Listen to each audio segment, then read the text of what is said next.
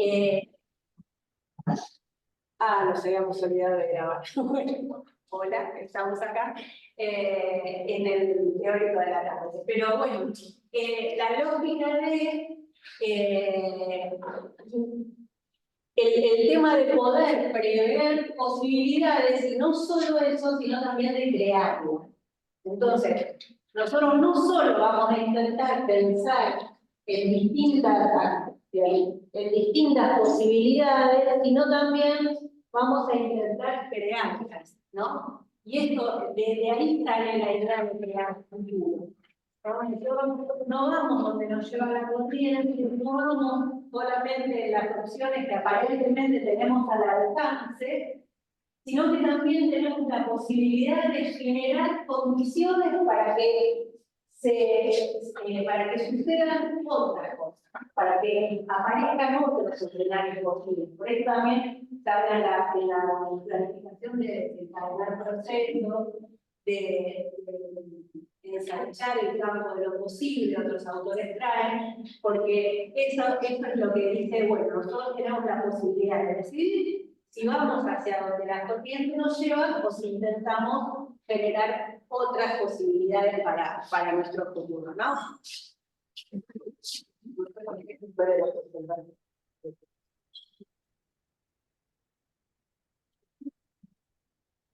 Ahí, ¿por qué ahí no se ve?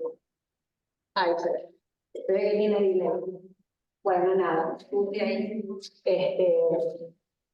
con algo que grafica un poco esto de no aprovechar las oportunidades, ¿no? Bueno, entonces, yo les contaba la clase pasada que nuestro autor de referencia era Malthus, que Malthus había trabajado en el gobierno como economista, el presidente del Banco Central con Allende en Chile. Les contaba que se había formado en la lógica de la comunicación tradicional.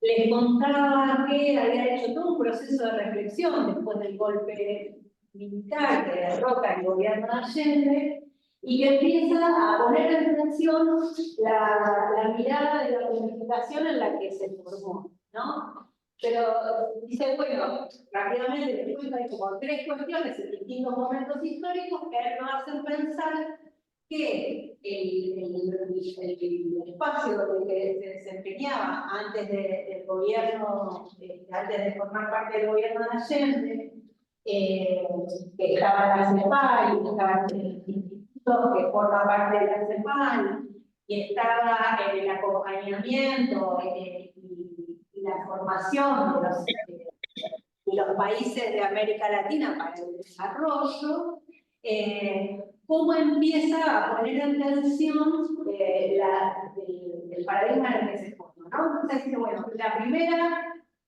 rápidamente, bueno, la primera experiencia es vamos a ir a Cuba, supuestamente a desarrollar una acción de acompañamiento e información para el gobierno, y me doy cuenta que todas las cosas que nosotros manejábamos caían ante la complejidad que presentaba la experiencia cubana, ¿no? O sea, la primera cuestión que lo empieza a hacer pensar que algo de lo que llevaban eran planificaciones que estaban pensadas para el desarrollo económico, ¿no? Entonces, la primera cosa es, bueno, la complejidad que presentan los procesos políticos, sociales y económicos no son posibles de ser alcanzados con el tipo de planificación que nosotros desarrollamos. Me avisan si hay preguntas. Anita, sí. ¿Vos tenés lo tenés en la mano el micrófono? Sí. Pero no sé, porque hay algunas compañeras que dicen que escuchan medio mal. Se escucha, es verdad, un poco con eco cuando te pones de espalda como a la cámara, una cosa así. Si te pones como de costado, pareciera que... O si no, déjalo fijo. Sí. Me parece que quizás... A ver, ¿así se escucha? Ahí mejor, me parece.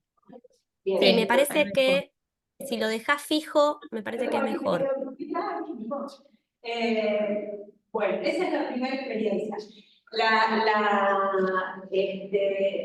Anita, sí. este es el micro. ¿Y qué es lo que tenía yo en la mano? Ya, es otro. Sí, boludo, por eso te digo, tiene cambio. Lo de boluda no fue para mí, ¿eh? Ahora escuchan, ahora...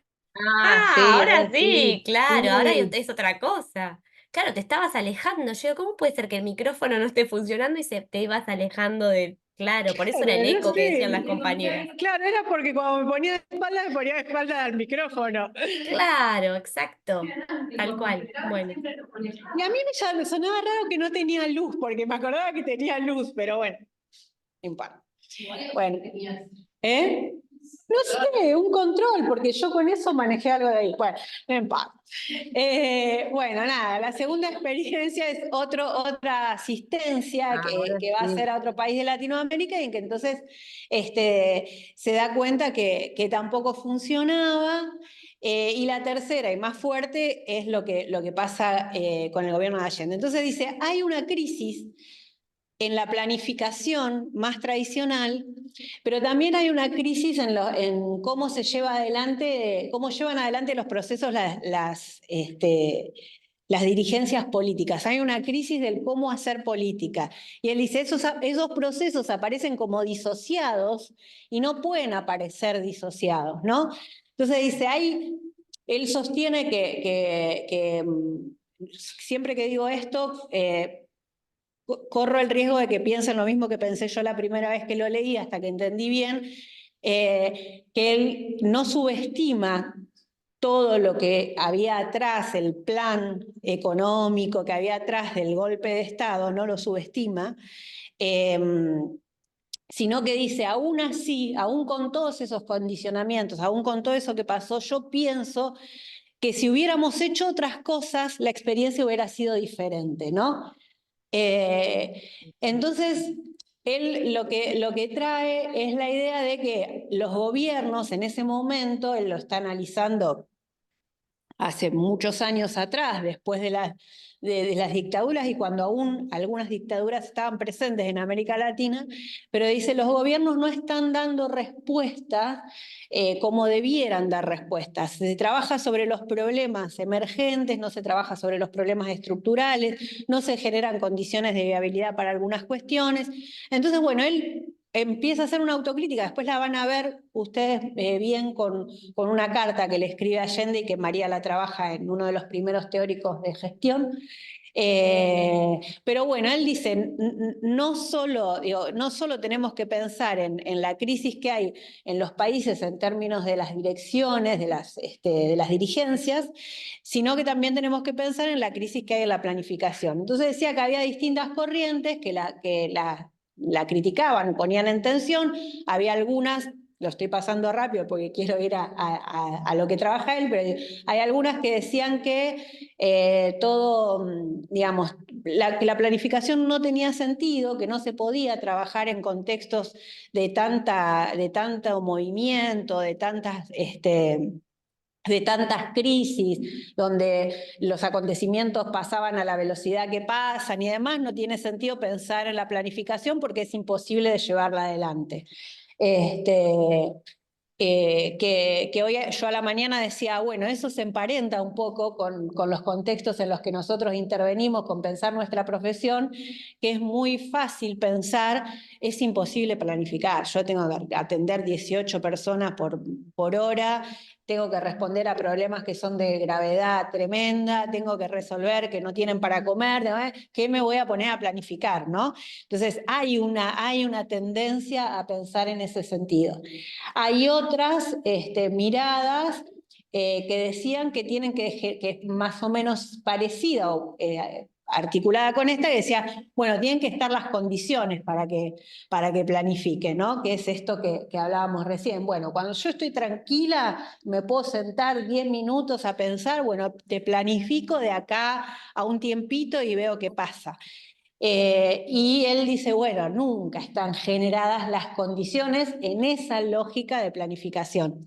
Y hay otra que bueno, decía que todo el cuerpo teórico que sustentaba la planificación tradicional es lo que le hacía fallar. Y él se inscribe en esa mirada, ¿no? Y entonces empieza a desarrollar lo que ustedes vieron como los supuestos o los postulados, o van a ver en el práctico, y que vamos a repasar hoy un poco. Entonces, dice, hay un sustento que que no se va a reconocer. Él se peleaba mucho con la gente que desarrollaba la planificación, pero hay algo que no van a reconocer, y es que se posicionan como fuera, como distintos, como si uno pudiera estar de manera externa en el proceso de planificación, ¿no? Es esto de el sujeto es diferenciable del objeto. Bueno, a mí no me rigen las mismas leyes que rigen a los otros, yo estoy por fuera, puedo tener cierta mirada objetiva de la situación, entonces soy distinto a quienes están participando, siendo destinatarios de ese proceso de planificación, que es un vicio que uno no reconocería como propio, jamás. Pero habría que pensar hasta dónde nos pasa, que estamos pensando que hay que hacer algo en determinado lugar, que la cosa tiene que ir por acá, que adelantamos las soluciones a pensar bien los problemas. Digo, hay varias de esas cosas que muchas veces aparecen como parte de nuestros procesos de planificación. Otra de las cosas que él dice es que al pensarse desde afuera y al pensarse en una lógica de un diagnóstico que uno conoce casi como un proceso de investigación, hay muchas posibilidades de tender a pensar que hay una única explicación verdadera de cómo suceden las cosas, y que yo lo que tengo que hacer es descubrir eso, ¿no? Entonces hay una única explicación verdadera, pero además válida, que es a la que yo le voy a dar bolilla. Entonces, explicar la realidad se trata de, bueno, puse dos juntos, pero no importa, se trata de descubrir las leyes que rigen el sistema social. Entonces yo tengo como cierta posibilidad de saber cómo se va a comportar ese espacio, esa población, ese lugar, o sea, esa realidad en la que yo estoy planificando, ¿no? Por tanto, como me puedo posicionar por fuera, como se trata de algunas explicaciones que tengo que descubrir y algunos comportamientos que tengo que saber cómo van a pasar, no pienso que el poder es un recurso escaso.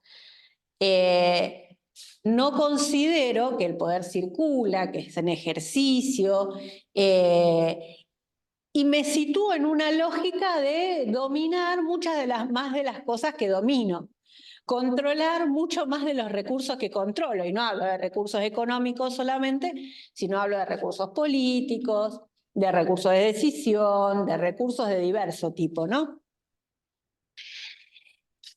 Y además no reconozco tampoco en esa lógica cómo todo eso me está atravesando a mí, cómo impacta quién soy yo en términos históricos, en términos sociales, que estoy participando de ese proceso de planificación, lo que estoy llevando adelante. No existe la incertidumbre mal definida. ¿Qué es esto? Él habla de incertidumbre mal definida e incertidumbre bien definida. La bien definida es, bueno, yo acepto que puede haber opción A, opción B, y más o menos en esa línea me manejo. La incertidumbre mal definida es, hay múltiples posibilidades, y no solo hay múltiples posibilidades de escenarios, sino que esos escenarios a su vez se mueven en un contexto que es completamente cambiante, ¿no? Entonces la planificación tiene que estar considerando eso. Y lo último, que es todo el sustento teórico que él dice tiene la planificación normativa. Los problemas a los que se refiere el plan son bien estructurados y tienen una solución conocida. ¿Qué quiere decir? La idea de la planificación normativa viene de la idea del deber ser, tiene que ser así, ¿no? Entonces, en esta lógica de los problemas son bien estructurados, bueno, yo puedo saber las causas de esos problemas y por lo tanto también puedo saber las soluciones, puedo pensar cuáles son las soluciones, ¿no? La planificación estratégica situacional no se maneja en la lógica de soluciones, ahora lo vamos a ver y después más adelante también. Pero nosotros no, la planificación normativa trabaja como si nosotros pudiéramos comprender cabalmente, saber a ciencia cierta qué es lo que causa este problema empieza por acá y termina por acá, abarca este sector, se comporta de determinada manera, tiene fronteras bien definidas, tiene una solución que puede ser conocida, más allá de que pueda lograrse o no, ¿no? Pero es esta lógica de, que les decía antes, tenemos que ir por acá. Bueno, él plantea que la planificación estratégico-situacional justamente lo que plantea, paren. Sí. Ay, ¿qué pasó?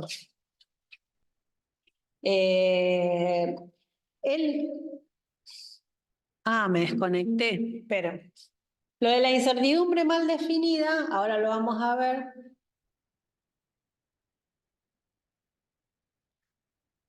Se desconectó, me desconecté. Sí.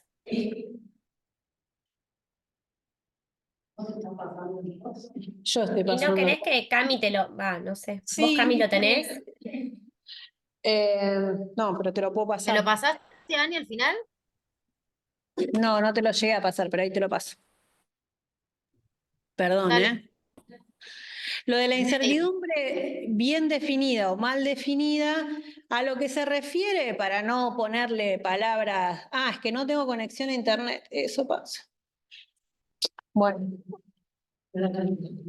Sí, lo tengo. A lo que se refiere básicamente es a que la planificación normativa prevé 1 o 2 escenarios posibles y en esa lógica trabaja. Bueno, sí, esto puede llegar a pasar, y si pasa esto hago tal cosa, y si pasa esto hago tal otra.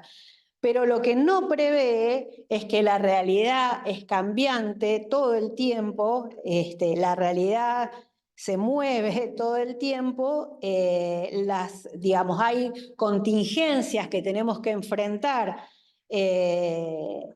muchas veces, digamos, por no decir permanentemente, y entonces en esa lógica nosotros estamos, en ese escenario nosotros estamos planificando.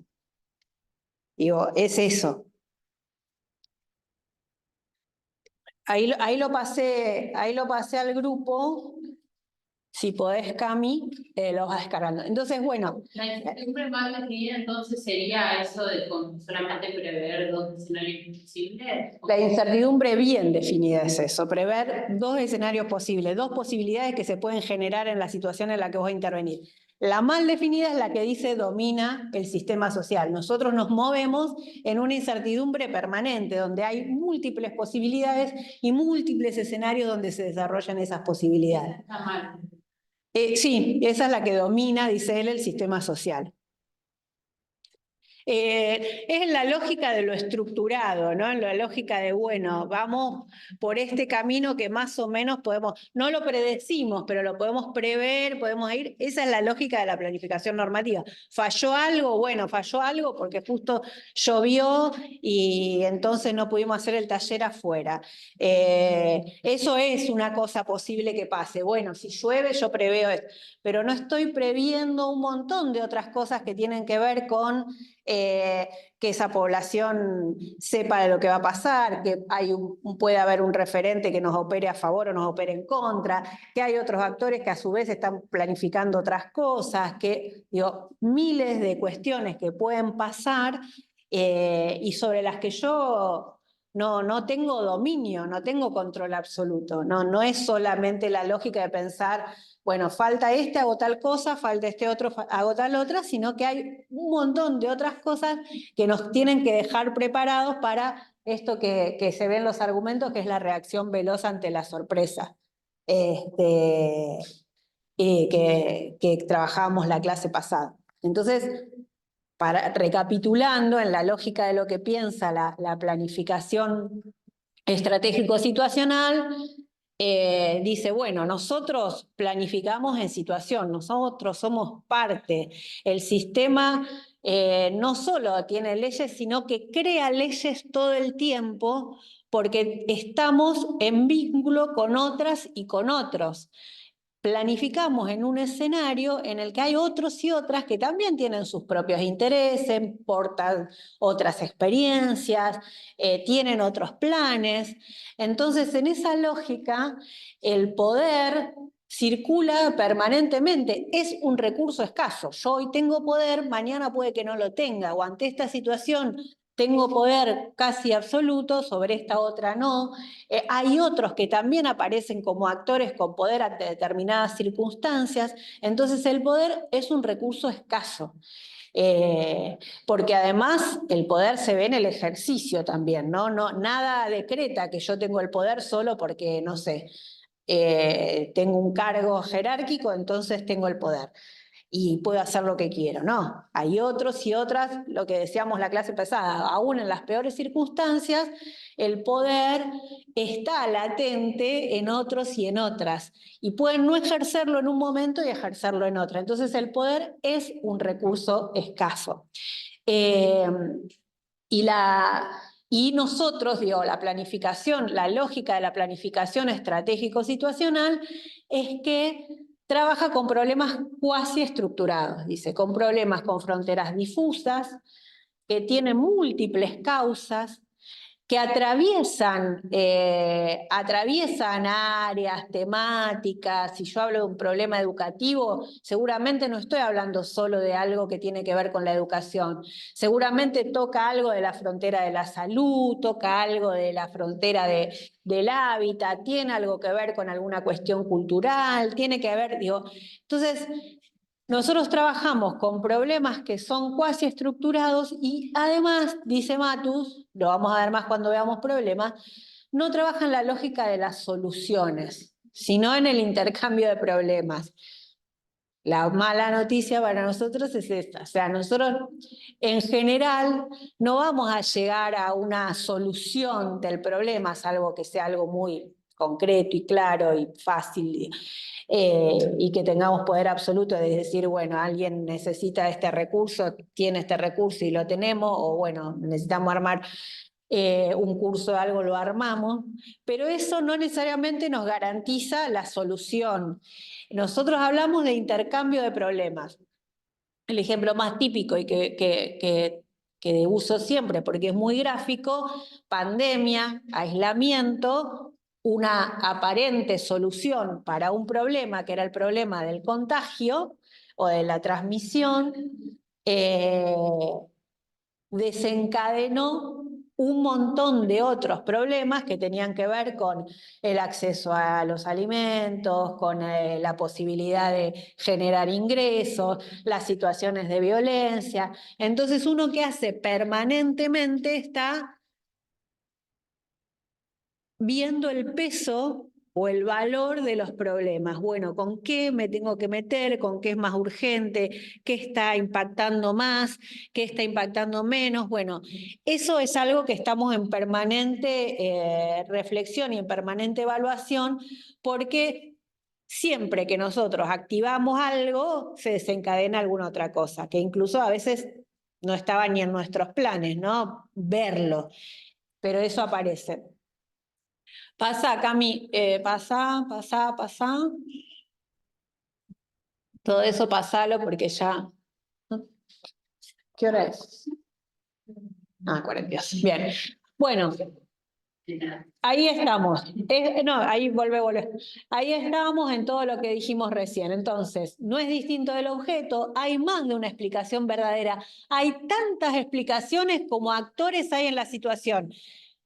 Tengan en cuenta esto, no es que yo tengo que relevar las explicaciones del mundo mundial, pero de los actores, actoras, actrices que están en vinculación directa con ese problema o un poco más indirecta, que están participando de ese problema sobre el que yo estoy trabajando, lo tengo que relevar. Entonces dice, hay más de una explicación verdadera. Los actores sociales son sujetos creativos, entonces lo que les decía recién, el sistema sigue y crea leyes el poder es escaso y limita la viabilidad del deber ser, esto que él dice con palabras así es, bueno, lo que yo quiero llevar adelante, lo que yo pienso que debe pasar o que tiene que pasar, bueno, está condicionado también por el poder que ejercen los otros. Entonces, mis planes tienen limitaciones. En todo caso, yo veré cómo le construyo ese poder ser a los planes que tengo.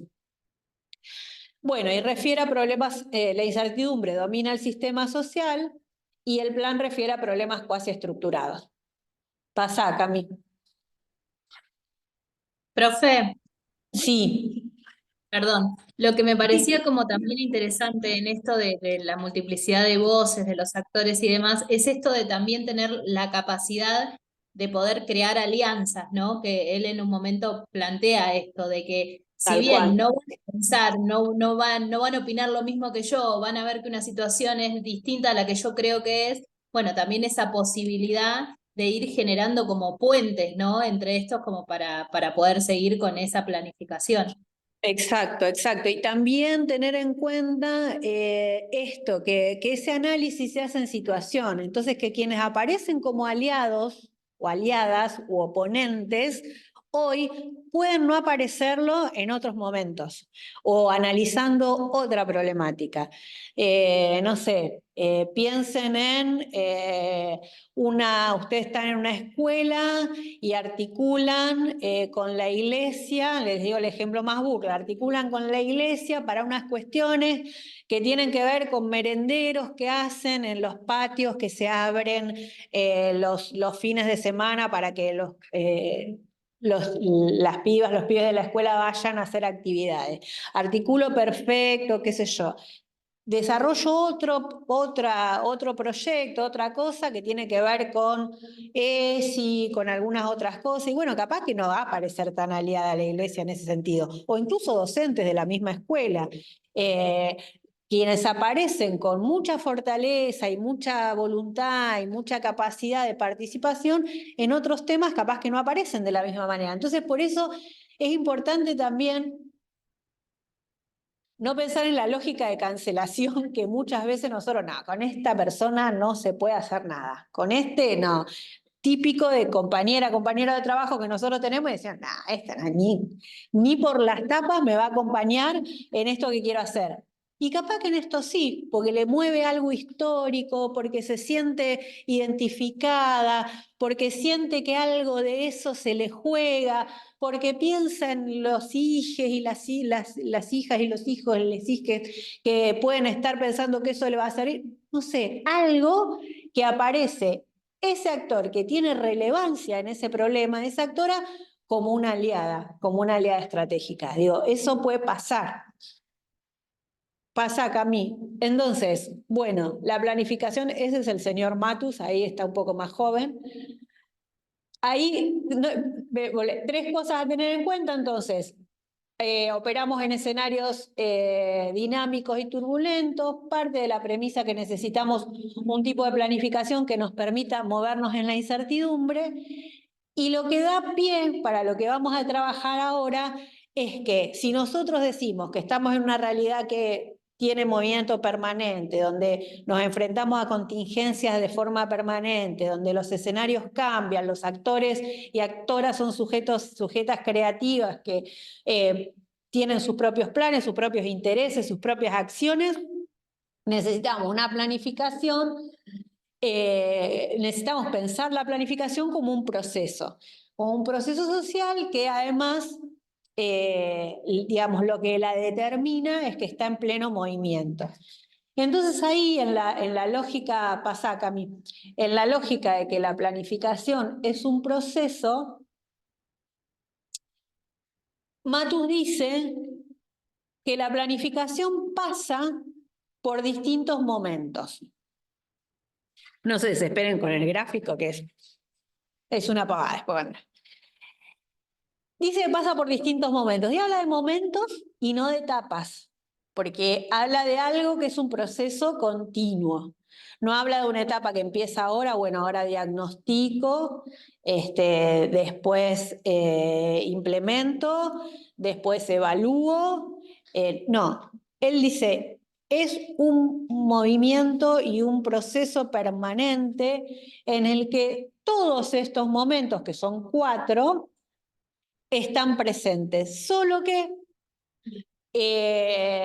hay dominio o hay predominancia de unos sobre otros en algún momento del proceso, ¿no? Entonces, dice, bueno, hoy les traía el ejemplo de una orquesta o de donde aparecen con mayor énfasis unos instrumentos sobre otros en algún momento, un coro donde aparecen determinadas voces con mayor predominancia en distintos momentos, pero todo el coro está presente, toda la orquesta está presente durante todo el tiempo, ¿no? Entonces, si nosotros decimos que la planificación es un cálculo situacional y sistemático que precede y preside la acción, que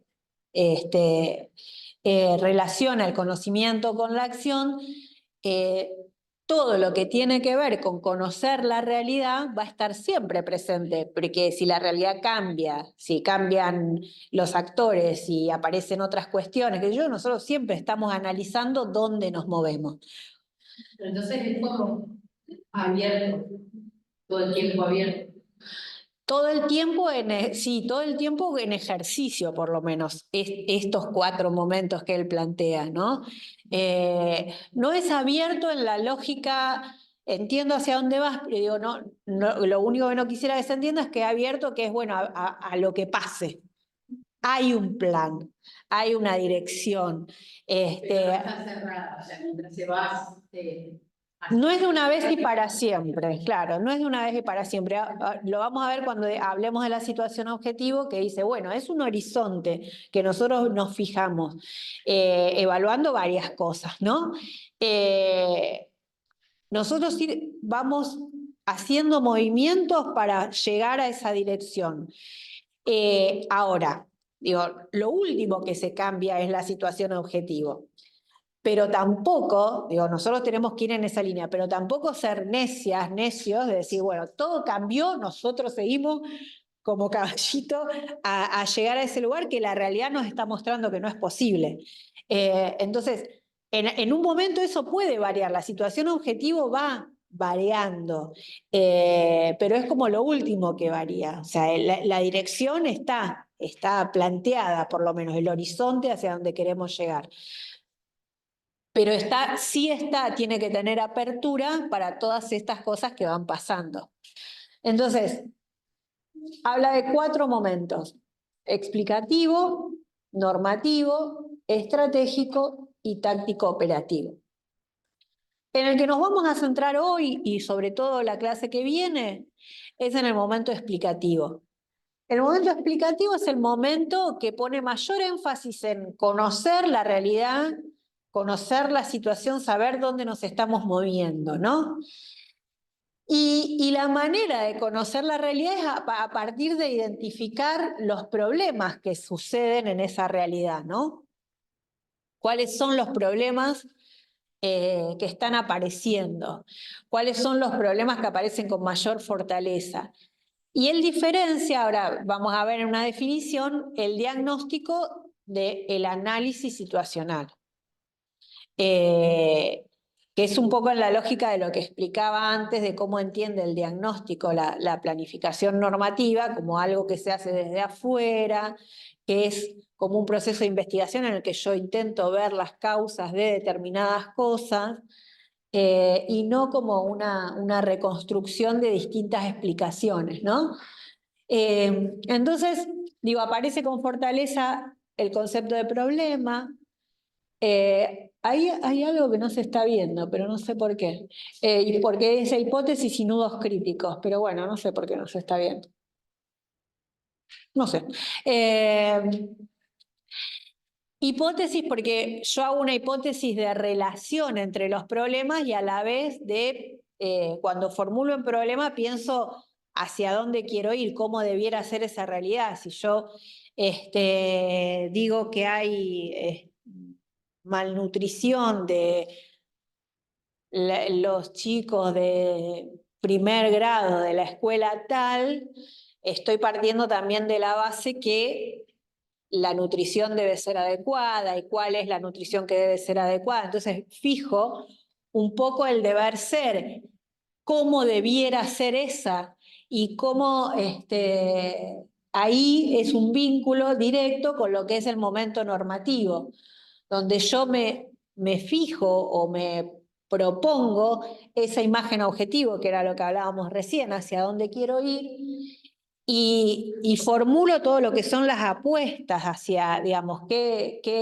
es lo que yo me voy a proponer, a qué resultados quiero llegar, ¿no? Entonces hay un vínculo muy estrecho entre formular esos problemas, saber cuáles son los problemas, relacionarlos, describirlos, y en sintonía con eso pensar, bueno, hacia dónde quiero ir, ¿no? Porque ahora lo vamos a ver cuando pase una más. Si querés, pásala, Cami, una más. Ven que hay como ciertas palabras que dominan el momento, que es fue, es y tiende a ser. Porque, ¿qué miro? Cuando yo analizo la realidad, cuando yo hago el análisis situacional, también recupero lo histórico. No solo es cómo está esa situación hoy, cómo está, digamos, cómo está esa realidad hoy. Pienso los procesos históricos, qué pasó antes, qué se hizo en relación a ese problema, qué no se hizo, quién trabajó, cómo trabajó. Y también pienso, tiende a ser hacia dónde puede ir. ¿Qué puede pasar con ese problema si no hay intervención sobre él? Si no hay abordaje alguno. Bueno, si estamos hablando de malnutrición, ¿qué puede pasar con esos chicos y esas chicas si no intervengo? Entonces trabaja con esos tiempos, con el fue, es y tiende a ser. No es un recorte de la realidad donde yo solo miro lo que pasa ahora, que es una... Ustedes me dirán si no, digo, pero es algo que no suele pasar en los procesos de intervención o en las prácticas de formación profesional, donde muchas veces por tiempos, por desconocimiento, por diversas situaciones, por ahí estoy haciendo algo que ya lo propusieron 55 veces y que de esas 55, 54 y media no funcionó. Y la otra media, bueno, fueron 3 porque no sé, estaban ahí justo ese día. Digo, pero no suele pasar eso, que tiene que ver con no recuperar la trayectoria de esos problemas, ¿no? El normativo es el deber ser, digamos, hacia dónde consideramos que tendría que ir esa situación o cómo debiera ser. El estratégico vinculado absolutamente con estos otros dos nos genera las condiciones, es cuando concentramos todo el esfuerzo en pensar, bueno, ¿qué controlamos, qué no controlamos y hasta dónde podemos hacer posible lo que queremos, ¿no? Entonces la mirada o la construcción de esa imagen objetivo está íntimamente ligada con analizar la gobernabilidad, qué control tenemos o no sobre esa situación. Digo, si yo soy trabajadora social en el centro de salud, no me puedo fijar como imagen objetivo resolver la nutrición de la población de Altos de San Lorenzo. Es imposible, o sea, porque no está dentro de mis posibilidades de acción. Pero sí puedo pensar en otras acciones que vayan en ese sentido, que vayan con ese horizonte de abordar determinados problemas alimenticios que hay en la población. Digo, bueno, ¿qué puedo hacer yo desde acá? ¿Es un problema pertinente? ¿Es un problema con el relevante con el que me puedo meter? ¿No? Bueno, y ahí aparece la lógica de ensanchar el marco de posibilidades, ¿no? El campo de posibilidades. Y el táctico operativo es concretamente el hacer, pero ustedes ven que ahí habla de procesamiento y de retroalimentación, que es un poco lo que decían antes cuando definían la planificación.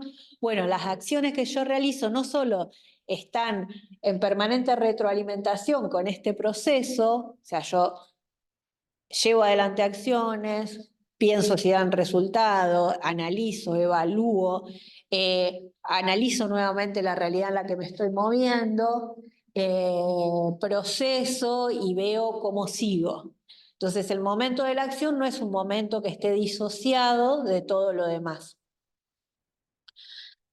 Esos son los 4 momentos que Matus refiere, son los que, en los que se mueve la planificación estratégico-situacional. Nosotros hoy nos vamos a meter más con el explicativo.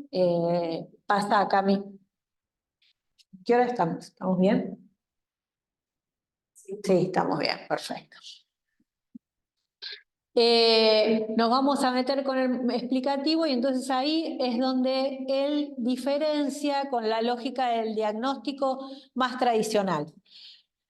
Lo diferencia, lo tensiona, pero no lo desecha. No lo desecha. Dice, hay algo de esa investigación, hay algo de ese análisis que nosotros tenemos que tomar.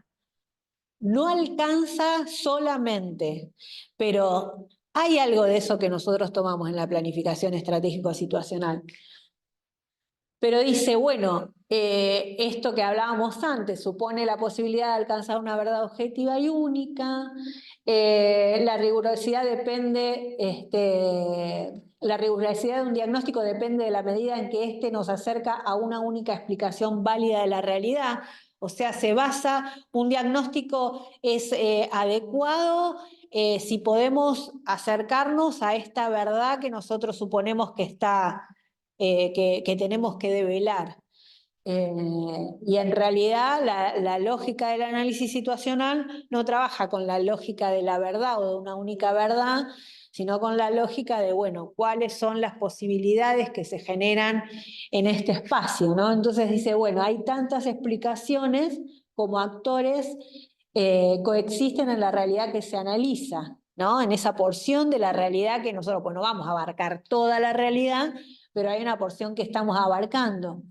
Entonces dice, consiste no solo en lo que yo creo que es, sino también lo que los otros creen que es. Un análisis situacional puede ser más potente en la medida en que intenta reconstruir las explicaciones situacionales de los otros actores relevantes.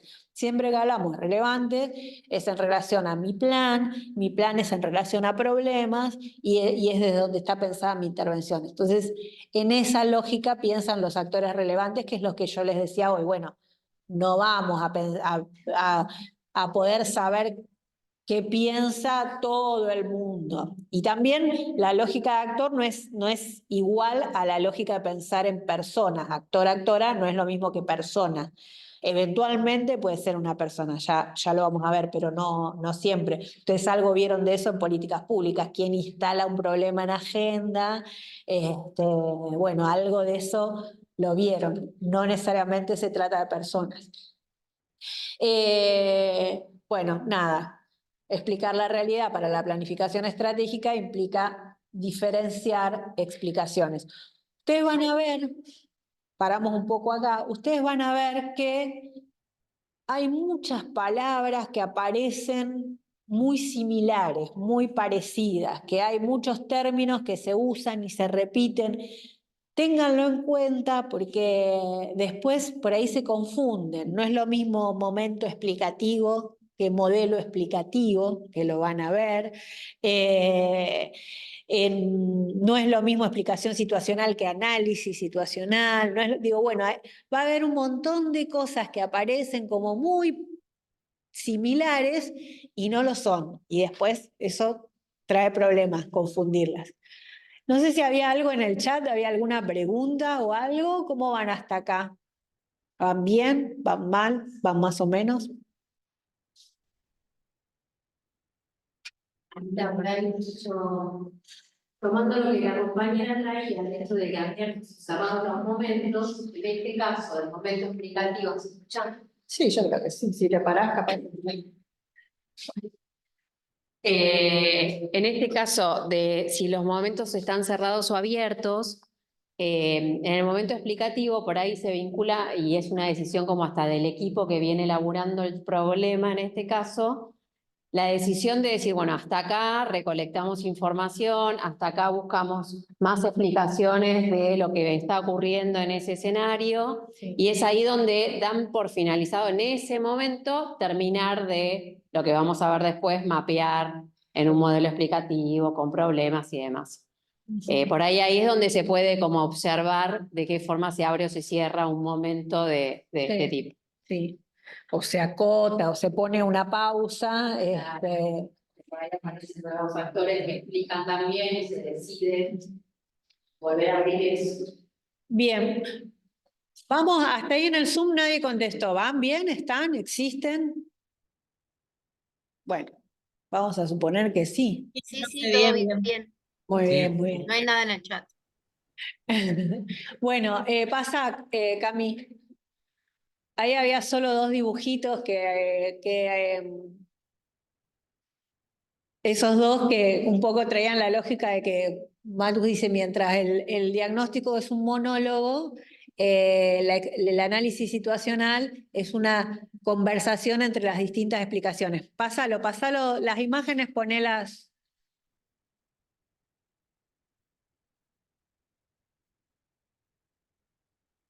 Hasta ahí. Hasta ahí. Bueno, ay, no se ve nada acá. No ven, ¿no? Ay, qué bronca. Bueno, a ver, acá dice la Iglesia advirtió que la comida no puede ser una variable de ajuste y reclamó que la asistencia llegue sin dilación.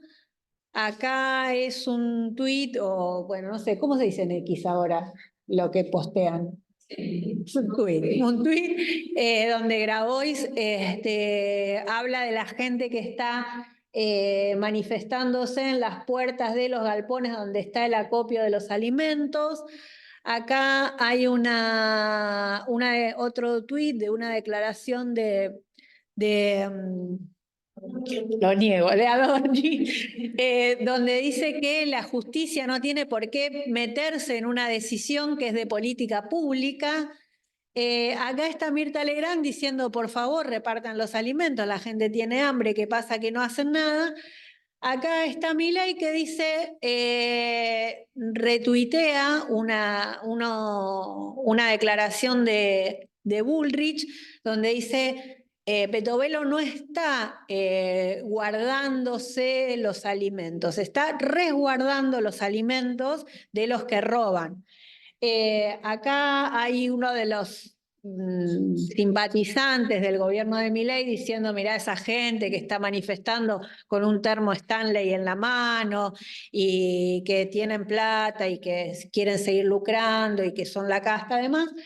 Hay una declaración oficial de Casa Rosada donde dicen que van a apelar la medida porque esos alimentos están pensados para situaciones determinadas, que son las situaciones de emergencias o catástrofe, que la justicia no tiene, retoma lo que dice Adorni, que la justicia no tiene por qué meterse en una medida que tiene que ver con una política pública y con la administración de un gobierno, entonces que bueno, que lo van a apelar. Y Grabois, una vez más, un tuit de Grabois donde habla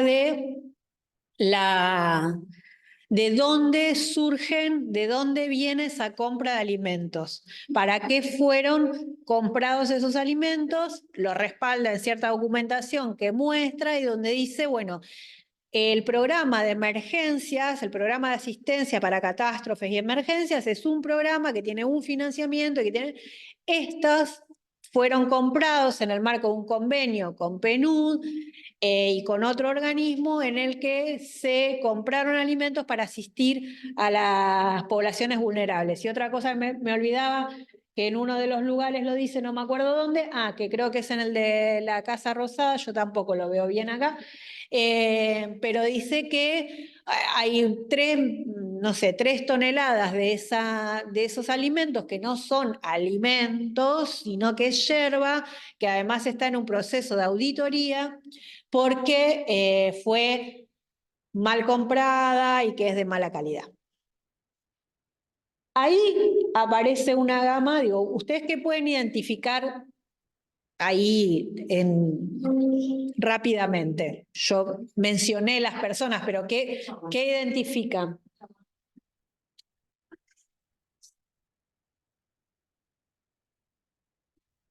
¿Qué aparece ahí?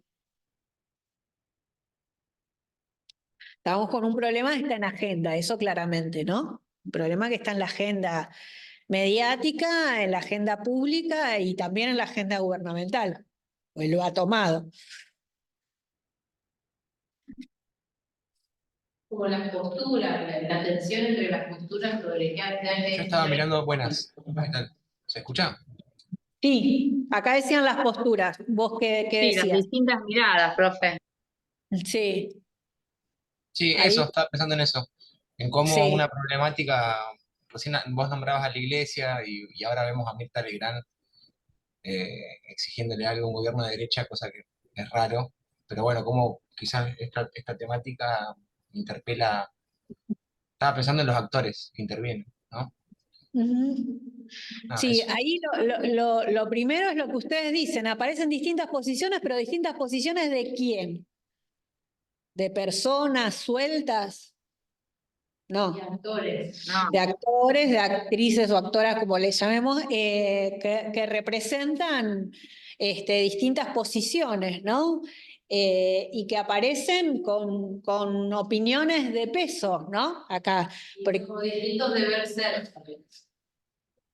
A ver, bien. Por ejemplo, lo que plantea Grabois como un deber ser, esos alimentos debieran ser entregados porque ese es el fin. Sí, La justicia sí. se plantea y ahí leía Dorni planteando que lo que deben, no deben meterse.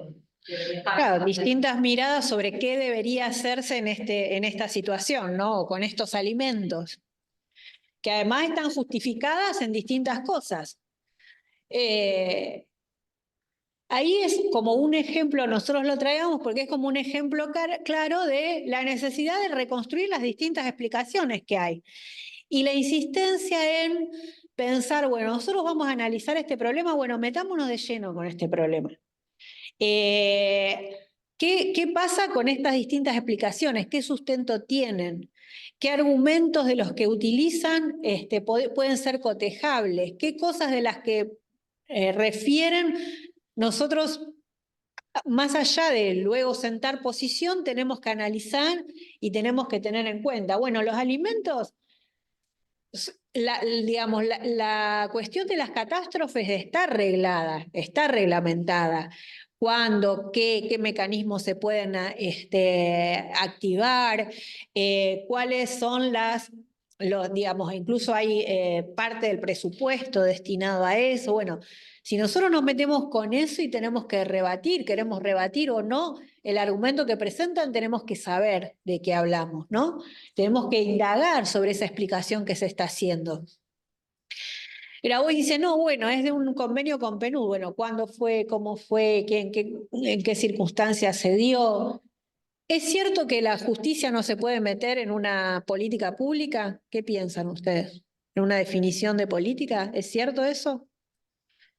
¿Sucede así? ¿No sucede así?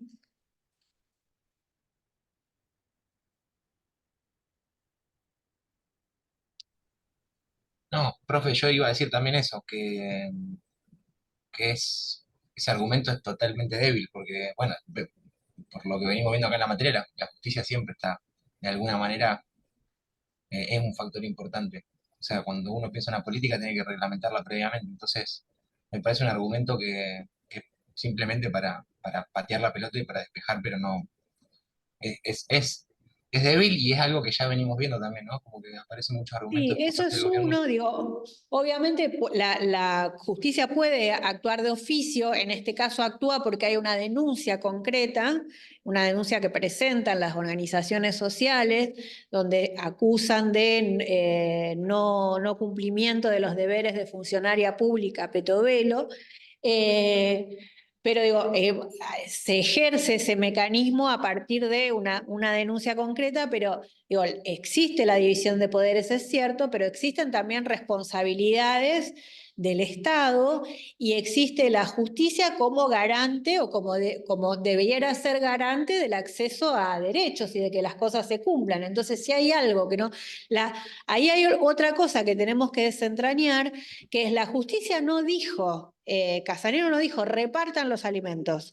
La justicia dijo, bueno, releven lo que hay, y presenten un plan de cómo es el plan de distribución de estos alimentos. Eso también es importante ponerle nombre concreto, apellido a esa medida, porque si nosotros queremos defender cualquier posición que tengamos que defender, tenemos que saber con qué y tenemos que poder reconstruir esos distintos argumentos que se están llevando adelante, ¿no?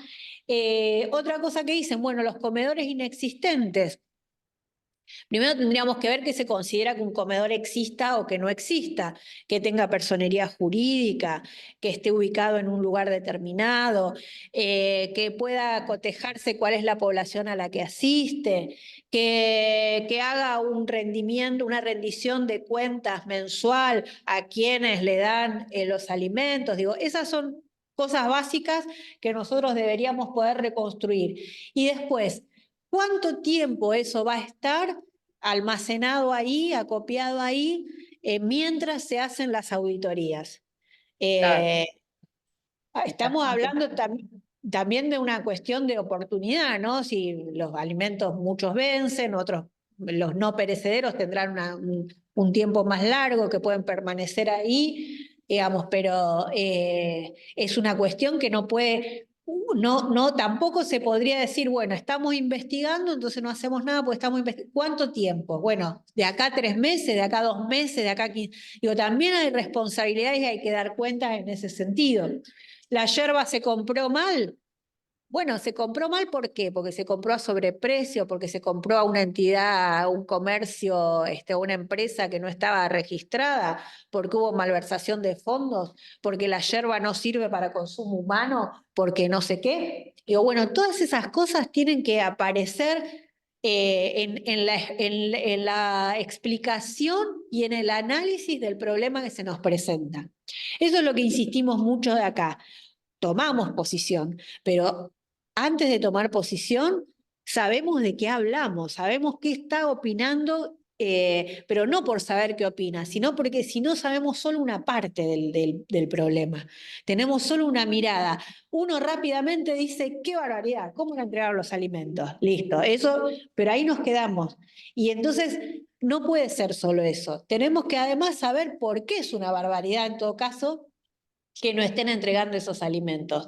¿Qué podríamos hacer? No nosotros, desde acá de la facultad, le vamos a decir a Milei, pero sí qué posibilidades de acción hay en relación a eso. Si nosotros fuéramos parte de otra organización o estuviéramos... Pero bueno, tenemos que saber cómo apelar ante esas situaciones de injusticia en todo caso. Y también tenemos que conocer cómo opina la gente. Yo no traigo a que no me acuerdo cómo se llama, que es uno de los seguidores de Milei, por casualidad.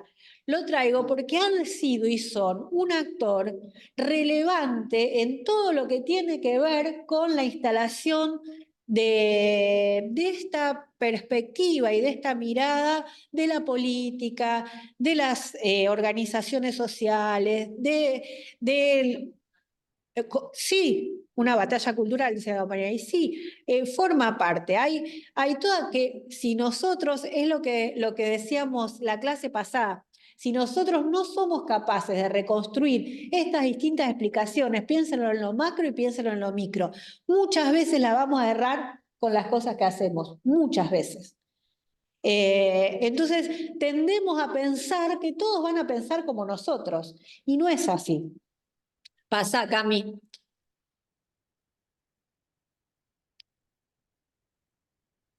Bueno, entonces dice, ninguna explicación es independiente de quién explica, para qué explica, desde qué posición explica, frente a quienes explica, ¿no? Y además que nosotros, bueno, nos posicionamos en función de todo lo que somos. Ahí Octavio decía, bueno, nunca vas a escuchar a Mirta Legrand apoyando a las organizaciones sociales. Algo le movió esto, si querés, la cuestión de la caridad, no sé, la solidaridad, no sé, que le movió esto y que aparece como una aliada estratégica en este momento y en otro no va a aparecer. Pasa, Cami, porque ya debemos estar medio en hora, ¿no? Ah, está bien. Bueno, entonces dice, se explica en situación. que es un poco lo que venimos diciendo hasta ahora, ¿no?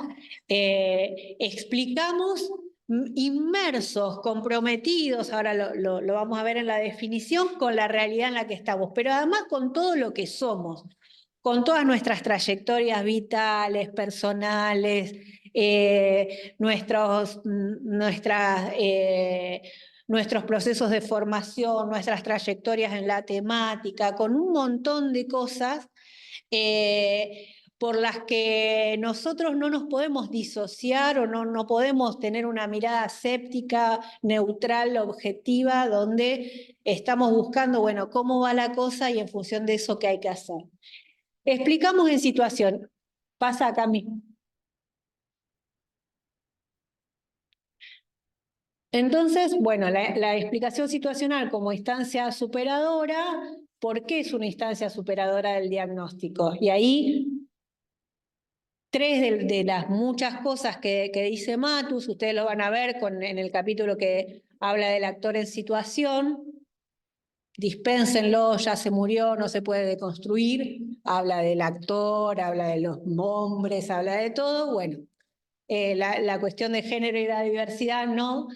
Pero dice, posibilita reconocer que existen varios diagnósticos sobre una misma realidad, lo veían claramente en el problema de recién, uno lo ve de una manera, desde una posición, otro lo ve desde otra, seguramente quienes tienen conocimiento, quienes saben cómo se manejan los comedores, quienes han visto, digo, pueden tener una explicación, quienes nunca pisaron pueden tener otra, quienes nunca pisaron o quienes también vieron cuestiones que no estaban buenas de los que sucedieron en los comedores, que debe haber, como en todos lados, también pueden tener otro diagnóstico de esa situación.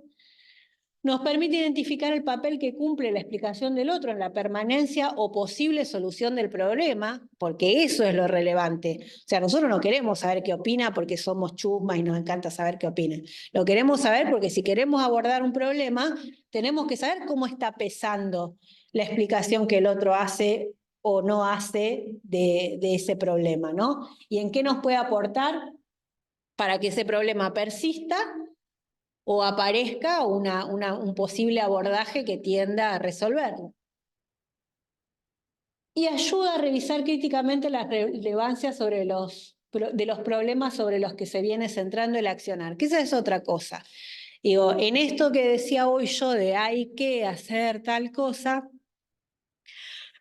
muchas veces nosotros nos creemos que el problema principal es un poco mirado desde afuera. Y entonces nosotros vamos con una propuesta de hacer un taller de no sé qué y a la gente le está pasando otra cosa y necesita trabajar otra cosa y no lo que nosotros queremos trabajar.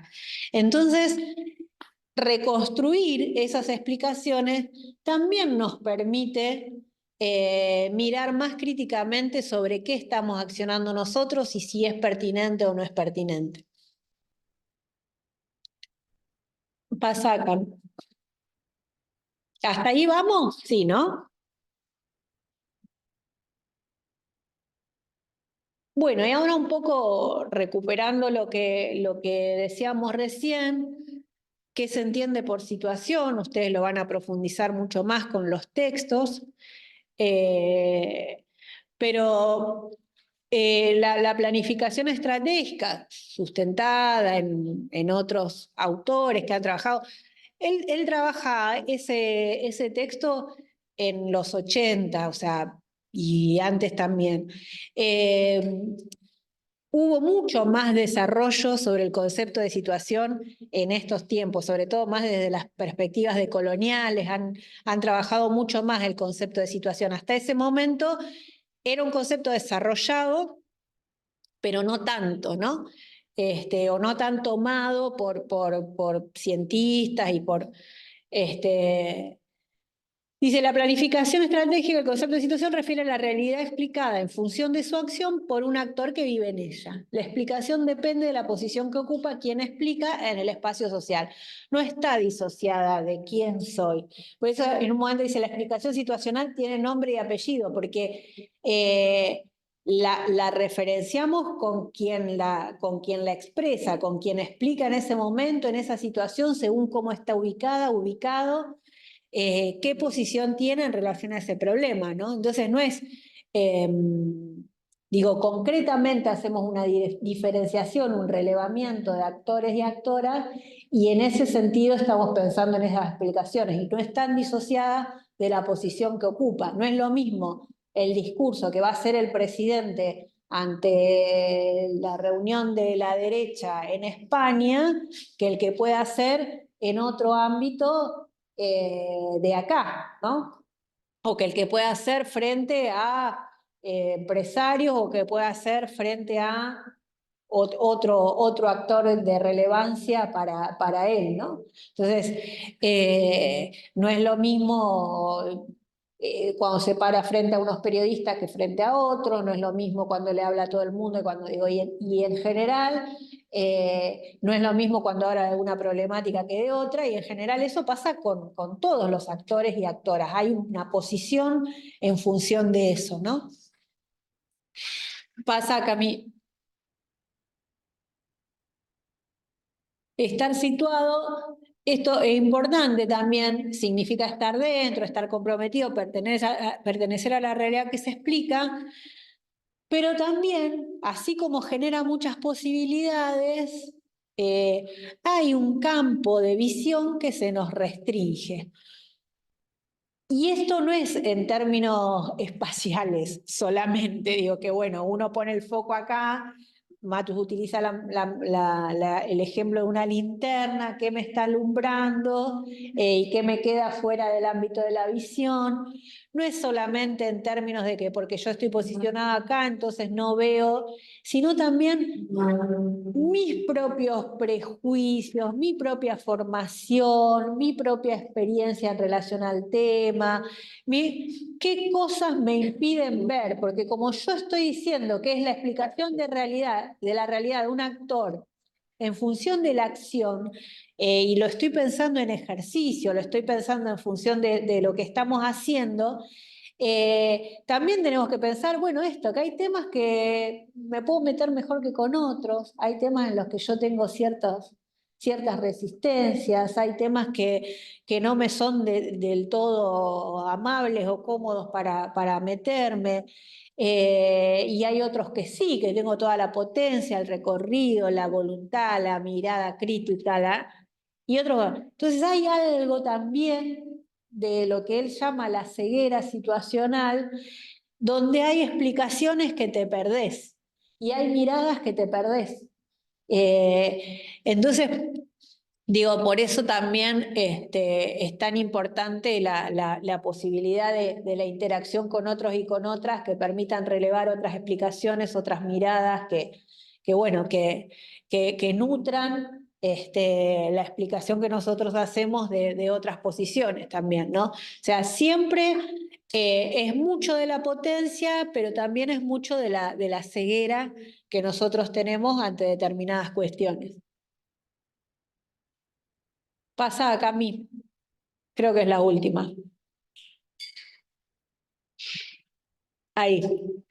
En esto de las distintas posiciones, las distintas visiones, y esto que dice que cada actor ve la realidad con sus propios anteojos y que de ella no realizamos las mismas cosas, ni tampoco vemos lo mismo, aun si nos concentramos en la misma parcela de la realidad. Entonces, ¿cuántas mujeres ven ustedes ahí? Una, dos, dicen por acá. A ver en el Zoom, ¿cuántas ven?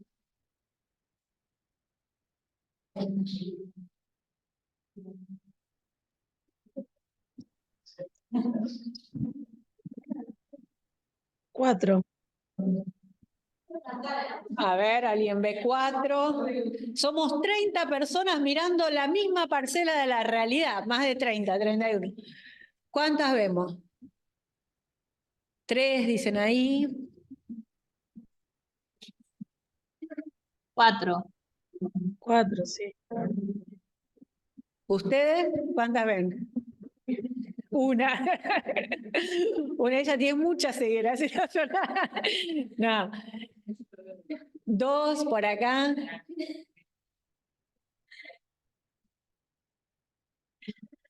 Bueno, develamos el misterio. Son 4. Son 4. Hay una que es la que se ve más claramente, con los pelos así. Esta, ahí, todo el cuerpo. Hay otra que es muy probable que no la vean ustedes. Para ustedes realmente hay mucha restricción de la visión. Hay otra que está acá, que los del Zoom la ven bien, pero ustedes no la pueden ver, es cierto. Hay otra que está acá, hay un perfil acá. Hay un perfil acá y hay una boca y unos ojos que aparecen acá, que es la otra. Son 4. Pero ustedes tenían la visión restringida, era verdad, porque lo del brazo es bastante difícil que lo vean. Pero bueno, hay 4. Un poco nada, estas cosas de ilusiones ópticas que siempre traemos están buenos para hacernos ejercitar esto de pensar, bueno, no todos vemos lo mismo, aunque estemos supuestamente mirando lo mismo, ¿no? Intenta abonar a la idea de la explicación, la necesidad de reconstruir las distintas explicaciones. Bueno, la otra creo que solo habla de lo que vamos a ver la clase que viene, sí. Bueno, hay paro parece, no sabemos, pero parece que, bueno, sí, hay una comunicación, tenemos que también reunirnos nosotros con nuestro gremio y ver, pero supuestamente hay paro el 4 y el 5. Por salarios docentes y presupuesto para la universidad. Así que, no sé, veremos. Nos mantendremos en contacto con ustedes para ver qué hacemos, pero si no, nos vemos el miércoles 5 en versión remota y vamos a seguir trabajando sobre análisis situacional y sobre el concepto de problemas. Y esto es como re importante que lean, que lo trabajen mucho, porque es una de las cuestiones fundamentales, saber formular un problema. Que cualquiera diría, ¿cómo no vamos a saber formular un problema? Bueno, vamos a ver algunas cosas en las que todos tenemos algún problema para hacerlo. Bueno, nos vemos. Chau, chau. Hasta luego. Chau, chau. Adiós. Chao, hasta luego.